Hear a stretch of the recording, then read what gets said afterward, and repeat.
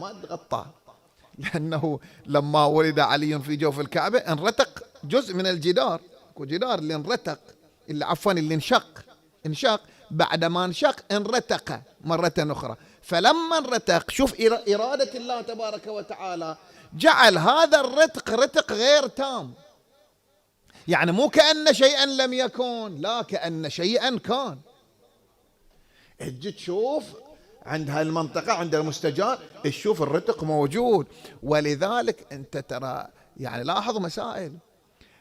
لو ترجع إلى بني الزبير، آل الزبير لما حكموا مكة، ترجع إلى بني أمية، كان عندهم هوس لهدم الكعبة، هوس عندهم. شوفوا عم تقول مجانين ذولا، أحد يجتهد في هدم الكعبة؟ لكن هذا الهوس من وين جاي؟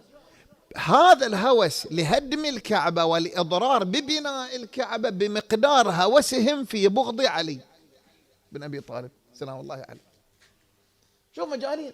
هذا من الزبير قالوا لبنو أمية ترى لا تلوذ بالكعبة، إذا لذ بالكعبة ترى احنا ما عندنا مشكلة أن نهدم الكعبة. قال بالوذ بها ويلا هدموها. إذا لا، ابن الزبير عنده مشكلة في هدم الكعبة، وهو كان يعني أنه لاذ بالكعبة، هو فعلا منطقة أمان يعتبرها، لكن من جهة أخرى هو ما عنده مشكلة أن تهدم الكعبة. لو هدمت كما بعد شيء زين، أن تهدم أنا أرد أبنيها مرة أخرى. بنو أمية ما عندهم مشكلة، رموها بالمنجنيق، ومنجنيق محروق يعني، فهي هدمت وحرقت. فكان عندهم هوس، يعني تتبع تاريخ آل الزبير، تاريخ بني أمية، عندهم هوس في هدم الكعبة. ليش هذا الهوس؟ لأن الكعبة كانت تحمل رمزين لعلي بن أبي طالب عليه السلام، بل أكثر من رمز، لكن احنا نتحدث عن الولادة الآن. رمزين في الولادة: أولا أنها الموضع الذي ولد فيه علي سلام الله عليه، ثانيا أن الجدار الذي انشاق لم ينرتق تماما، كأن شيئا لم يكن، لا موجود. فقالوا احنا أحسن شو نسوي؟ نهدم الكعبة، نرد نبنيها من جديد، بس حتى هذا الأثر يروح. زين، ما حصل لهم هدم الكعبة هدم كامل، ما حصل لهم. حتى الأمويين لما رموا الكعبة بمنجنيق انهدمت أجزاء من الكعبة، وبقي الجزء الخاص بمولد علي كما هو، لم يتأثر أبدا. هذا الجزء ما تأثر. حتى كل من جاء عبر التاريخ، انت جاي تحج، انت جاي تعتمر وتطوف حول الكعبة تشوفه. فالشووا إذا كانت فكرة هدم الكعبة فكرة غير ناجحة، تعرف يعني هدم الكعبة كأنك قاعد تمثل دور إبرهة الحبشي، وهذه فيها عذاب عاجل غير آجل، فخافون بعد هالقضية. قالوا خلونا نرجعها. يرجعونها شلون؟ قالوا خلنا نغطي هذا الموضع. حاولوا يحطون عليه جبس، حطوا عليه ذهب، حطوا عليه فضة، ما خلوا مادة إلا وجربوها عبر التاريخ إلى اليوم، ولم يتغير أثر ذلك الشق في الجدار، ما تغير.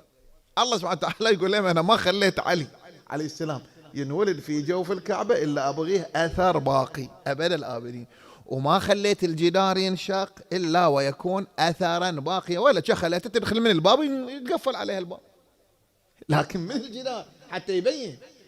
ولذلك أنا ذكرت هاي العام الماضي، الشيخ الطوسي رحمة الله عليه يرى رواية يقول أنا ظفرت بنص، بس ما روى أنها النص، يقول أنا ظفرت بنص بأن فاطمة بنت أسد قد خرجت من الكعبة من الموضع الذي دخلت منه، يعني مو الجدار انشاق ودخلت ونرتق الجدار وتالي طلعت من الباب بعد 3 أيام.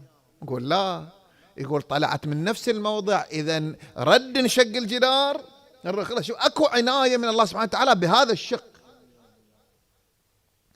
انشق الجدار وطلعت من نفس المكان ورد رجع، لكن مو كأن شيئا ما كان، لا كأن شيئا كان، خليه يبين. وبالتالي حاولوا فضة ذهب، ما في فايدة. المكان مبين أن هذا مكان شق. زين مكان رشيق يعني شنو؟ يعني أثر واضح لولادة علي سلام الله عليه في جوف الكعبة بإرادة بشرية، مو جاية وما تدري هي بتولد لو ما بتولد، وصادف أن هي مثلا وقت المخاض وتالي دخلت مثلا ما حصلت مكان ودخلت وولدت في جوف الكعبة. لا، فاطمة بنت أسد ما جاءت إلى هذا المكان إلا هي عالمة أن موضع ولادتها في جوف الكعبة. جاية هي تقول له جاية حتى تيسر علي أمور الولادة، أنا أعرف أني بولد في الكعبة.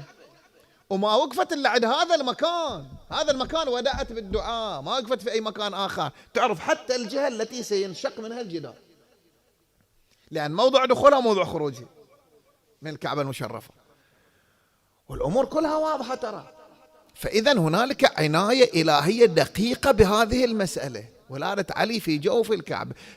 فكونها خصيصة لأمير المؤمنين عليه السلام دون رسول الله صلى الله عليه وآله، دون باقي الأنبياء عليهم السلام، دون باقي الأوصياء سلام الله عليهم أجمعين، إنما هي راجعة لدور علي بن أبي طالب عليه السلام. هؤلاء قلوبهم لا تتحمل شيء يخص علي. تشوف هذا خالد القسري